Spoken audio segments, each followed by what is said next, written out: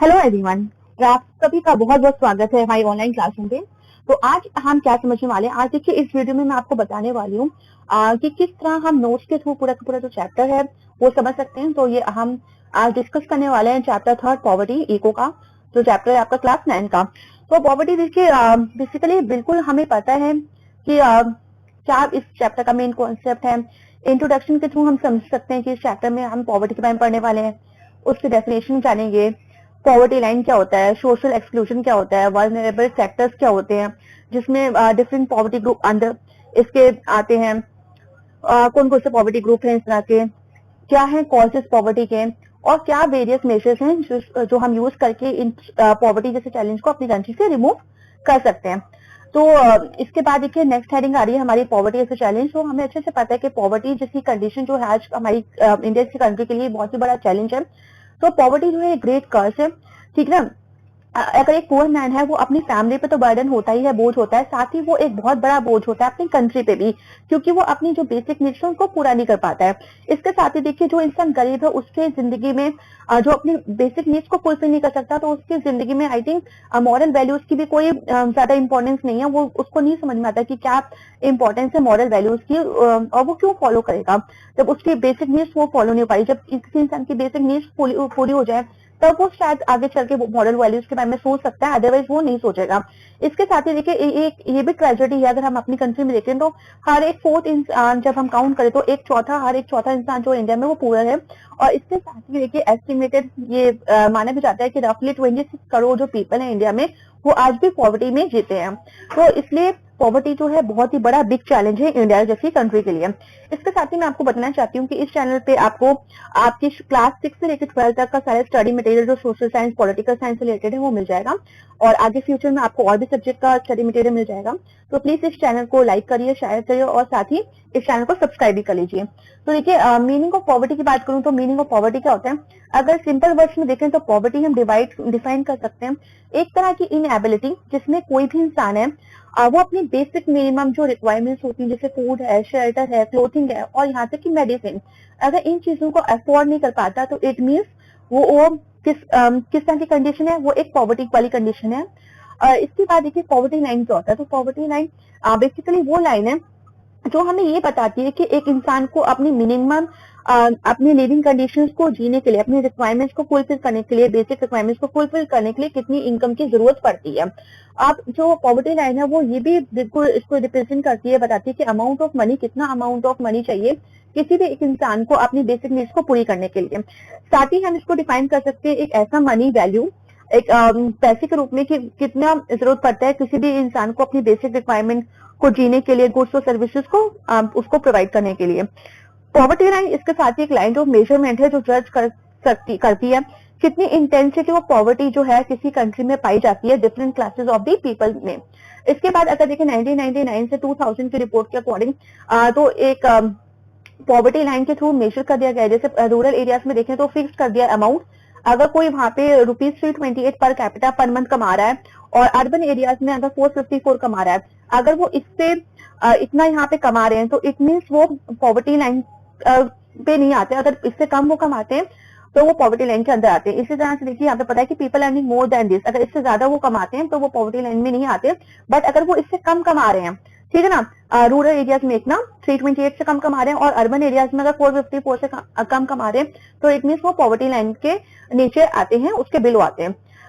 इसके बाद देखिए सोशल साइंटिस्ट जो होते हैं, जो सोसाइटी में कुछ पर्सन होते हैं जो सोसाइटी के सब प्रॉब्लम्स को रीड करते हैं, स्टडी करते हैं, और फिर उसके सोल्यूशंस भी देते हैं। तो इसी तरह के ग्रुप ऑफ पर्सन जो सोसाइटी के वेलफेयर के लिए काम करते हैं, सर्विस करते हैं, और उनके अकॉर्डिंग डिफरेंट सोशल इंडिकेटर्स होते हैं जिसके थ्रू वो पाते हैं कि सोसाइटी में डेवलपमेंट हो रही है, कि पॉवर्टी ज्यादा पाई जा रही है,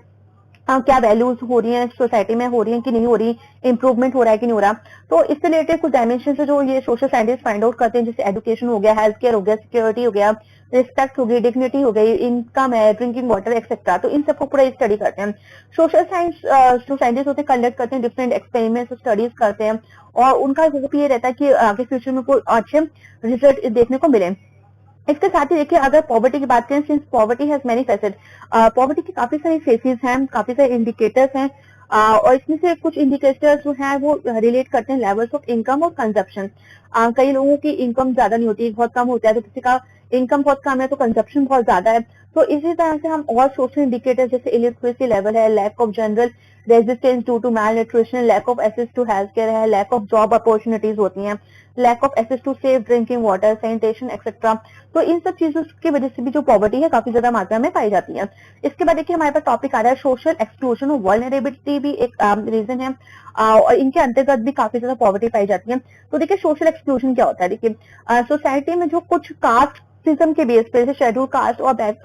जो शेड्यूल ट्राइब्स होती है, जो बैकवर्ड कास्ट होती हैं, इनको एक्चुअली सोसाइटी से दूर रखा जाता है, इनको सोसाइटी के अंदर ही इनका एक्सप्लोटेशन होता है, इनको कुछ बेसिक राइट्स नहीं दिए जाते, जिसकी वजह से ये गरीब बन जाते हैं। तो ये चीज, ये जो पॉइंट है, इसी को हम बोलते हैं social exclusion. Due to any social exclusion, due to any exploitation in this society, इसकी सोसाइटी में रह के इनका एक्सप्लोटेशन किसी दूसरे के ग्रुप की वजह से हुआ, जिसकी वजह से इनको बेसिक राइट्स नहीं मिल पाए, जैसे कि राइट टू एजुकेशन नहीं मिल पाया, इक्वल अपॉर्चुनिटीज नहीं मिल पाई, जिसकी वजह से वो पिछड़ गए, ठीक है, और इस वजह से ये गरीब हो गए। तो ये चीजों को यहाँ पे एक्सप्लेन किया गया है कि किस तरह से इनको बेसिक फैसिलिटीज, बेनिफिट्स, अपॉर्चुनिटीज नहीं मिल पाई और इस वजह से ये अपने को इम्प्रूव नहीं कर पाए। तो इसका बहुत अच्छा एग्जांपल है कास्ट सिस्टम जो इंडिया में प्रिवेल होता था, जिसमें शूद्रास को इक्वल अपॉर्चुनिटीज नहीं दी गई, जिसके वजह से वो अपना सुधार नहीं कर पाए, रिफॉर्म नहीं कर पाए, आगे बढ़ नहीं पाए, और इस वजह से वो गरीब बनते गए। क्योंकि देखिए एक पढ़ा लिखा इंसान होगा तो वो ना कुछ जॉब करके पैसा कमा सकता है, तो ये सारी जो उनको पढ़ाई लिखाई का अधिकार नहीं था, उनका हर जगह एक्सप्लोटेशन हुआ, तो उनको इक्वल राइट ही नहीं मिला कभी अपने आप को इम्प्रूव करने का। तो इस वजह से धीरे धीरे उनकी इनकम भी लो होती गई और इस वजह से वो पॉवर्टी में के बिलो पॉवर्टी लाइन आ गए। वल्नरेबिलिटी देखें तो वल्नरेबिलिटी में काफी सारे ऐसे ग्रुप्स हैं, डिफरेंट ग्रुप्स हैं जो गरीबी के नीचे आते हैं, पॉवर्टी लाइन में आते हैं। तो इसमें देखिए कैजुअल लेबर्स हैं जिनको कुछ दिन काम मिल जाता है, कुछ दिन काम नहीं मिलता। रूरल एग्रीकल्चरल लेबर्स हैं, तो ये देखिए कैजुअल लेबर्स अर्बन सिटीज में ज्यादा पाए जाते हैं, सिटीज एरियाज में, टाउन्स में, जहाँ पे सपोज करिए कंस्ट्रक्शन वर्क है किसी बिल्डिंग का, तो वहाँ कुछ दिन काम कर लेते हैं और जैसे वो कंस्ट्रक्शन ओवर होता है उसके बाद उन्हें काम नहीं होता, तो जब काम नहीं होता तो वो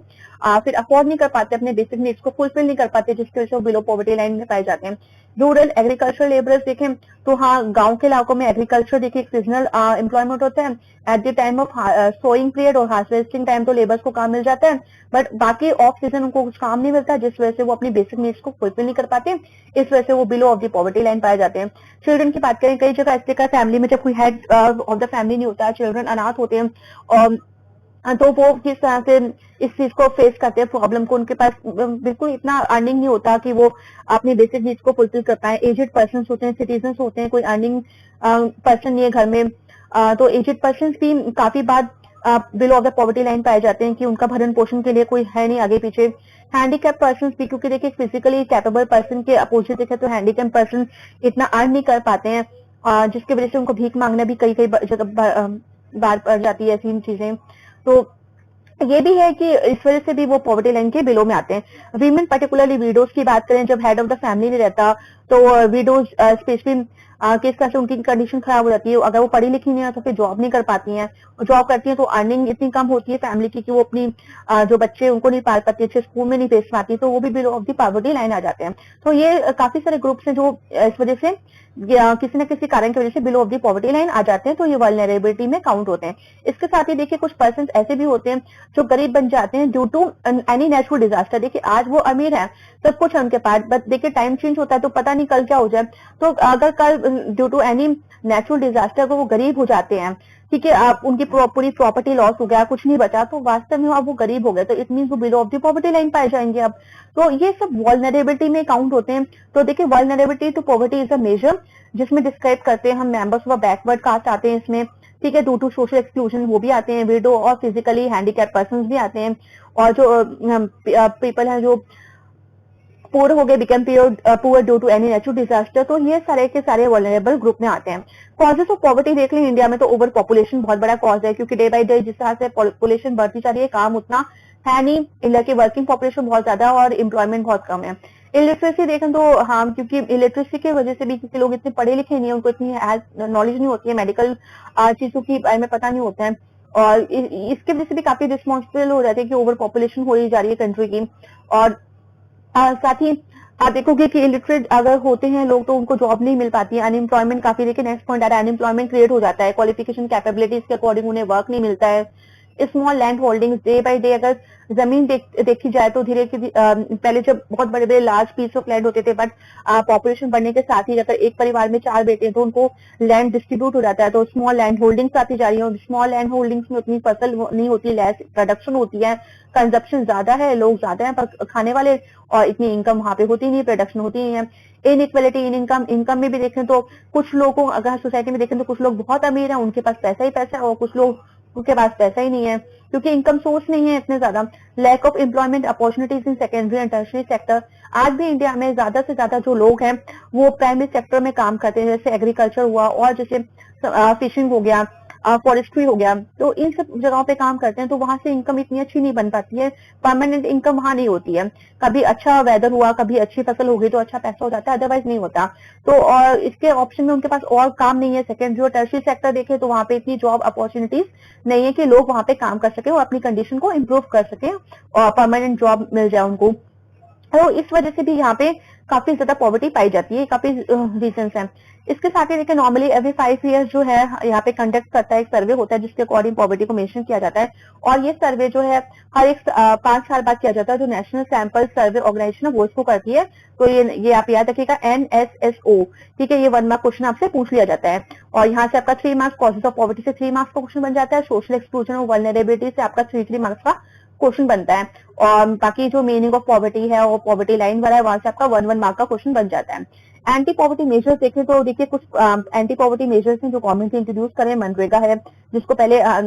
नरेगा बोलते थे, बट महात्मा गांधी के नाम का फर्स्ट लेटर को ऐड करके इसको मनरेगा बोलते हैं। फिर JGSY, SGSY, PMGY, SJSRV, तो ये हम 1 बाय 1 पढ़ने वाले हैं। तो देखिए गवर्नमेंट का मेन रूल था, ये जितने भी एंटी पॉवर्टी स्ट्रेटेजी है वो इम्प्लीमेंट करेंगे प्रमोशन, इकोनॉमिक ग्रोथ प्रमोट करने के लिए, और साथ ही टारगेट करेंगे वो एरियाज जहाँ पे ज्यादा पॉवर्टी है और वहाँ पे एंटी पॉवर्टी प्रोग्राम्स को ये इंट्रोड्यूस करेंगे। तो ये इनका टारगेट था, ये एंटी पॉवर्टी मेजर स्टार्ट करने का, इनका ऑब्जेक्टिव्स हैं, ये 2 ऑब्जेक्टिव्स हैं। इसके अंतर्गत देखिए आप सबसे पहले आ रहा है नरेगा, जिसको मैंने अभी बताया मनरेगा इसको बोलते हैं, और ये गवर्नमेंट ने, सेंट्रल गवर्नमेंट ने इम्प्लीमेंट किया था ये प्रोग्राम सितंबर 2005 में, और इसका मेन एम था रूरल एरियाज से पॉवर्टी को हटाना, गरीबी को कम करना, एम्प्लॉयमेंट लोगों को देना और गरीबी को कम करना। इसके लिए उन्होंने लोगों को जो वहां पे काम करना चाहते हैं उनको 100 डेज का एश्योर्ड वर्क देना शुरू किया, उनका नाम एनरोलमेंट करना स्टार्ट किया, लिस्ट में नाम लिखना स्टार्ट किया, और 100 डेज का, एक साल में 100 डेज का वर्क ये एश्योर्ड वर्क देते हैं एक इंसान को 100 डेज का। और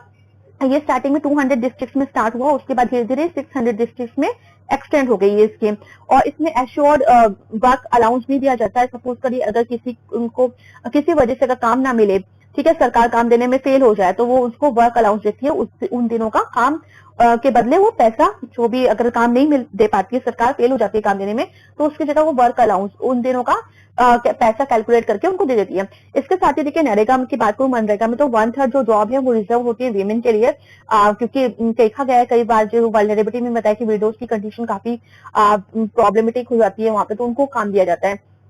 इसके साथ ही देखिए गारंटी करता है, सेंट्रल गवर्नमेंट ने स्टार्ट किया था, उसका पूरा इसने गारंटी किया था, क्योंकि देखिए नाम में आ रहा है national rural employment guarantee act, ठीक है। तो इसको पूरा नाम अगर मनरेगा बोले तो Mahatma national rural employment guarantee act. तो इनका गारंटी करता है, ये 100 डेज का एश्योर्ड वर्क प्रोवाइड करता है, इसका वादा वो करता है। देखिए यहाँ पे लाइन आ रही है, अनएम्प्लॉयमेंट अलाउंस देता है, अगर वो काम नहीं दे पाते तो वो इसको फिर under this program if an applicant is not provided employment within 15 days, कि अगर 15 दिन उसका नाम लिख दिया गया, वो 15 दिन के अंदर अंदर उसको काम नहीं मिलता है, और अगर वो सरकार काम नहीं दे पाती है, तो फिर उसको उस दिन के हिसाब से पैसा काउंट करके उसको उसका अलाउंस दिया जाता है। National food for work program start किया था, अगर इसके बदले जिससे वो काम करते हैं तो उसके बदले उनको पैसा या तो फूड दे दिया जाता था, और ये लॉन्च किया था 2004 में। 150 बैकवर्ड डिस्ट्रिक्ट में इसको स्टार्ट किया था ना, और जो भी वेज एम्प्लॉयमेंट है, डिजायर टू मैनुअल अनस्किल्ड जो वर्कर्स है उनको ये काम दिया जाता था रूरल एरियाज में, और ये 100% इसने काफी सारा